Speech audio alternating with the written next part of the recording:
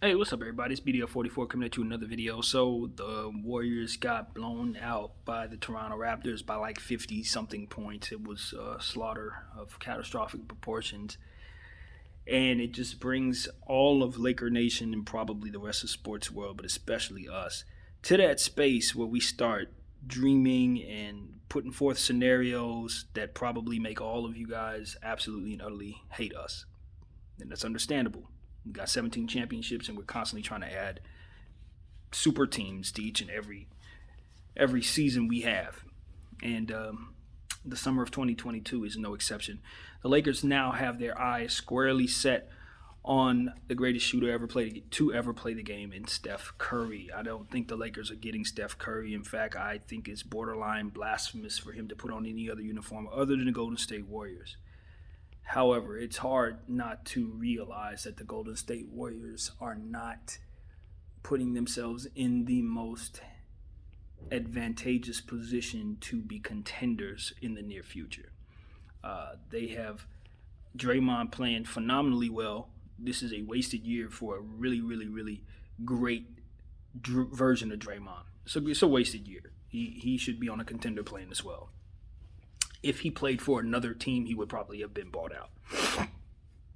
But this is one of those situations where you say, honestly, how long does Steph want to be in a situation that doesn't look like a championship situation?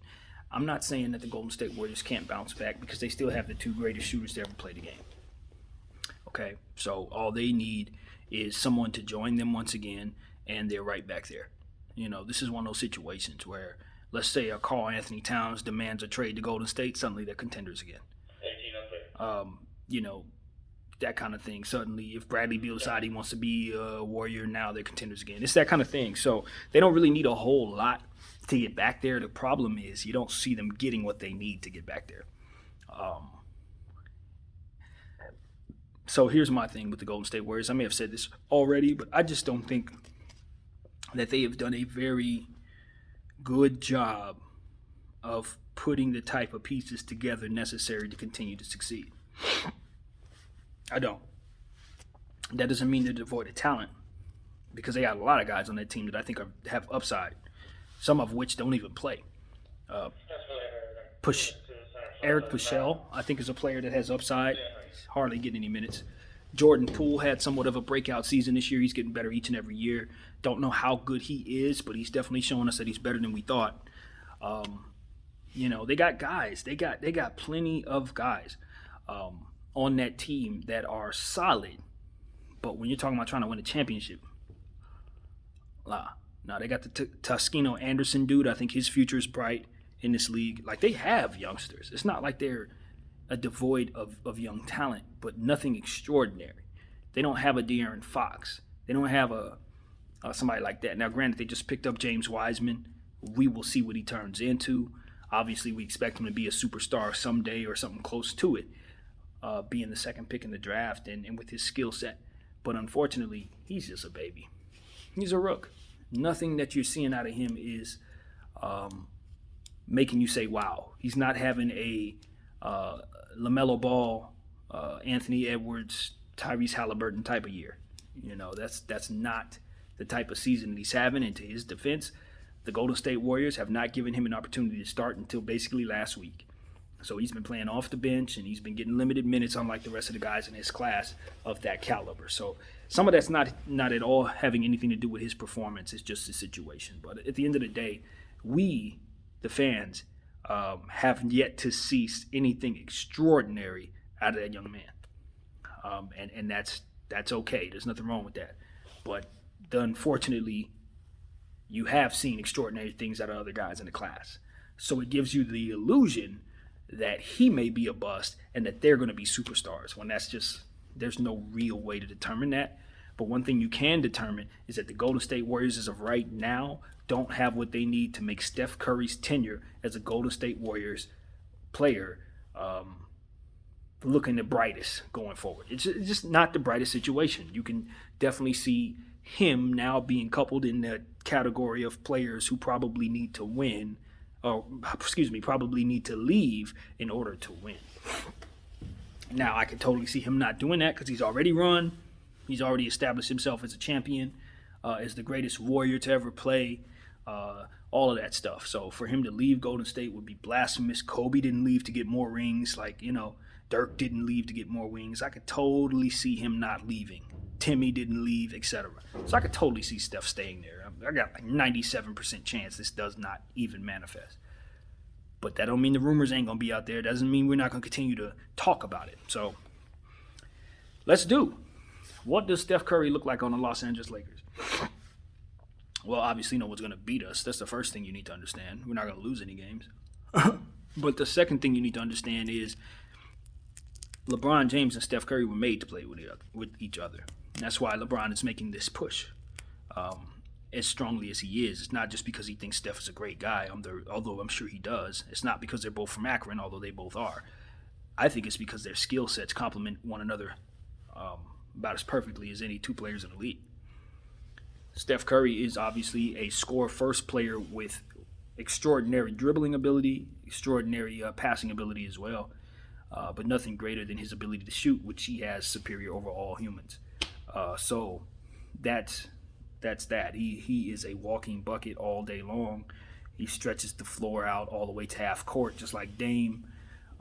And he's been one of the premier players this league has to offer over the last decade. MVP trophies. I think he has one, maybe two of them. I think he has one, but I don't know. I'm not certain about that. But for sure, he does have an MVP trophy. He's definitely won championships, as we know. He's 3 times over and been to the finals, 5 times now. This is not somebody you need to be explained to about. This is a guy that anywhere he goes, he's going to turn into a contender by himself.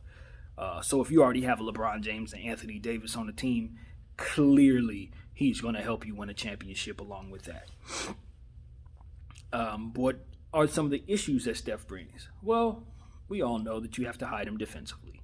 I don't think it's any secret that he's not an elite defender, but he's super intelligent, and he finds ways of getting involved defensively even so. He gets in the passing lanes, things of that nature. He's extremely intelligent, so it's not an issue of whether or not he's just a weapon. No, he's got a basketball skill set and mindset, too, that works in his favor quite a bit, which is why he has rings to show for it. But at the end of the day, he's older now, and as you're talking about older, you have to mention him and LeBron James. So clearly, you're aging. If you bring him in, you have AD, you have LeBron, you have an older team. So you would probably want to keep a guy like Schroeder. You want somebody like that, comparable, who can give you some insurance for him, and a team defensive scheme that works. Because if you don't have that, you're going to have issues defending anybody, like the Nets. So LeBron James and Anthony Davis are going to be able to play off of one another as well as anybody. Of course, with Anthony Davis and LeBron James, you got the pick and roll, the impossible pick and roll that no one can stop. And then you just put Steph over there and just tell people to dare to leave him open, basically. And LeBron's going to drive and kick to him, and they're going to score 50 points a pop, and we're going to beat people by an average of probably 28, 30 points. So that's it. That's it. I don't think it's much of a breakdown needed to say. You put Steph Curry and LeBron James on the same team, and you can pretty much pencil them in for a championship. And that's why I think, I think that's why Steph Curry's gonna take a long, hard look at us. Ultimately, I think he's gonna pass, but I think he would be remiss to at least consider what his options are. And this is the reality of it. It's the same thing I said in my video in the dark yesterday. I think I uploaded it yesterday. You're going to have to deal with super teams. You can't ignore the super team era we're in. A guy like Dame, a guy like Bradley Beal, whomever, they need to get off of their respective teams and come together so they can have an opportunity to win in this era. If not, they're just going to retire without rings. It's not one of those situations where you can say, oh, I wish the world were perfect. I wish there were super teams so a guy like Dame could just head up against all teams and see who's the best competitive player. No, nobody wants to do that. Nobody wants to do that. Why does no one want to do that? Because there's a guy in the league by the name of LeBron James that's so much better than everyone else that if you go head up with him, you're going to lose. And that's really what it comes down to. And this isn't an independent thought. Pundits been saying this stuff for 15 years. Every super team that's been put together over the last 10 years has been developed solely to stop that man, LeBron James. That's it. And if you put together a super team, chances are you're trying to stop him. Or he's on your team and he's trying to combat the super teams that are coming after him. The whole league has been built around trying to stop this man since he got here. And quite frankly, they have failed. Even though he's only has 3 rings or 4 rings. Is it 4 now? 4 rings. He's been in the finals every year. And the years he didn't go to the finals, he was either a rookie or hurt. So clearly, y'all super teams have failed. Didn't work. And he's managed to put together some super teams himself to keep it balanced. When he didn't have one, he didn't win. When he did have one, he did. It's that simple. When he has a team that is balanced to his competition, he beats that team. Period. The only time that didn't happen was in Dallas, and I think he was having a mental health issue in that situation. I truly believe that. I think LeBron James was having a literal mental health episode right before our very eyes on the floor during the Dallas finals, and I think everybody has clowned him for it. I think he's done a great job of overcoming it, but I do believe that he was having a real stressful mental breakdown, a freezing up, something. Something went terribly wrong there. And unfortunately, I didn't watch that series. I was in Oakland at the time with family, and we just didn't have TV anywhere near us. For the whole damn series, I only got a chance to see maybe 1 or 2 quarters. So I was very upset about missing that series, but that, that's the series that LeBron just simply was not able to really get into his zone and really seemingly be himself. So I'm glad he's overcome that. I don't think anybody else is going to catch him like that ever again. And I'm lucky to say I'm a fan of his and he's on my team. So yeah, man, you put Steph Curry and him together, we're going to win. We're going to win a lot until they decide to retire, I think. And, that's what it's going to take. It's going to take Steph going to the Lakers or Steph going somewhere where there's a super team in order for him to ever win again, in my opinion. But they've won. It's it's not like the Golden State Warriors didn't have an era.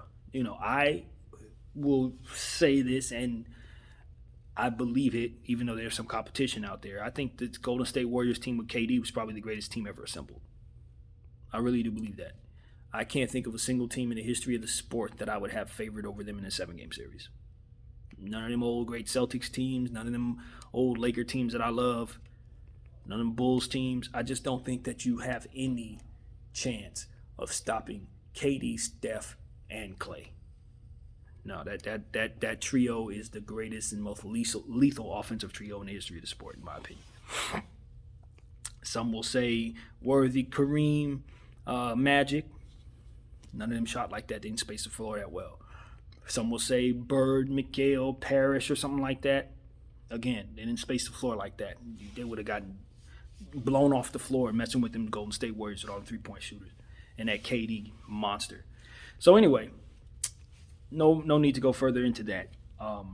At the end of the day, I do believe that Steph Curry will retire Golden State Warriors. A Warrior, I think that's how it should be. I think Clay will do the same. But I do caution them to understand that it is not too late to continue to win.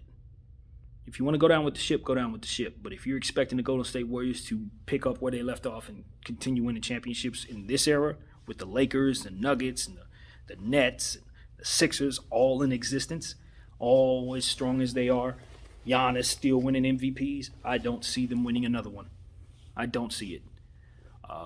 So I'll leave it at that. My name is BDF44. Thank you guys for watching. I'm out.